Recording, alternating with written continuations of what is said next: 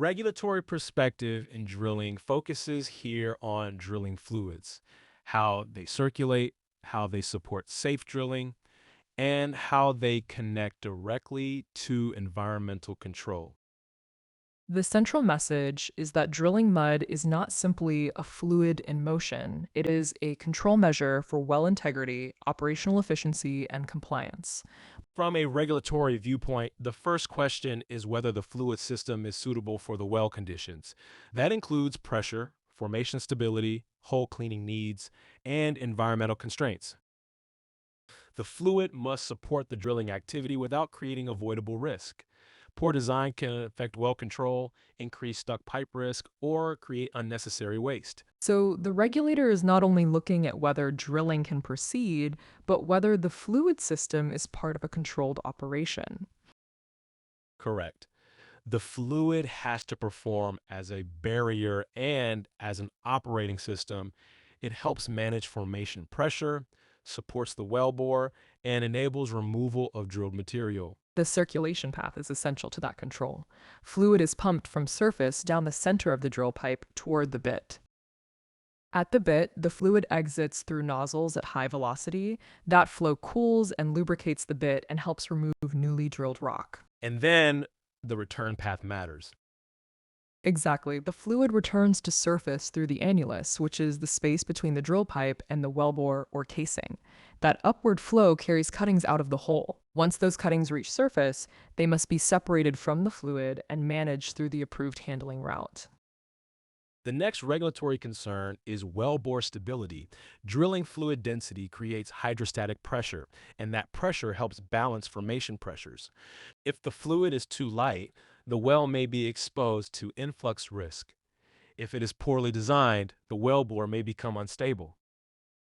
That connects directly to well control. It does.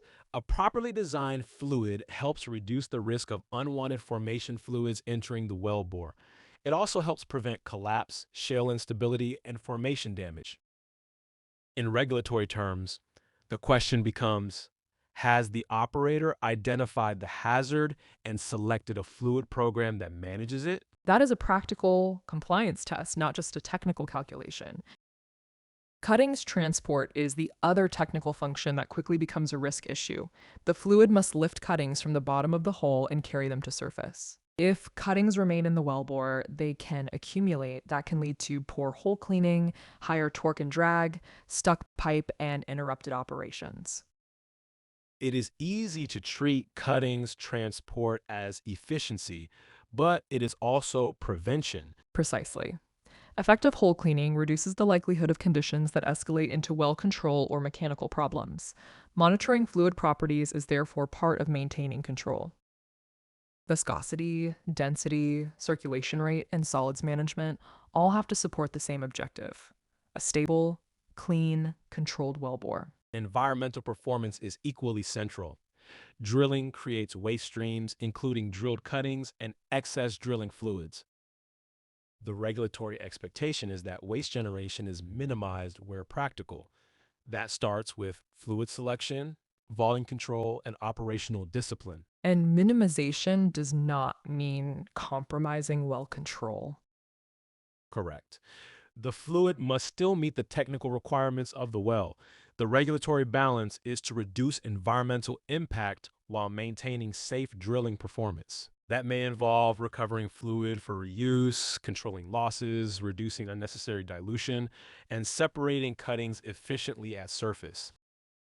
Discharge control is the final compliance point in this slide. Drilling fluids and cuttings cannot be treated as ordinary waste. Their handling depends on the location, the fluid type, and the environmental approval conditions that apply to the operation. So, discharge is not automatic. No, it may require treatment, recovery, recycling, containment, or controlled disposal. The key is that the operator must demonstrate that the chosen route is authorized and controlled. From a regulatory perspective, the concern is traceability. What was generated? How was it separated? Where did it go? And was it handled within approval limits? That makes the fluid system part of environmental assurance, not just drilling execution. Exactly. The circulation system brings the cuttings to surface, but the compliance system determines how those returns are managed after they arrive. To conclude, drilling fluid design sits at the intersection of engineering control and regulatory responsibility. It supports pressure management, wellbore stability, and safe drilling. It also enables cuttings transport, waste minimization, and controlled discharge. The key regulatory question is whether the operator can show that these controls are planned, implemented, and monitored. The core message is clear. Drilling mud is a safety control, an operational control, and an environmental control throughout the drilling activity.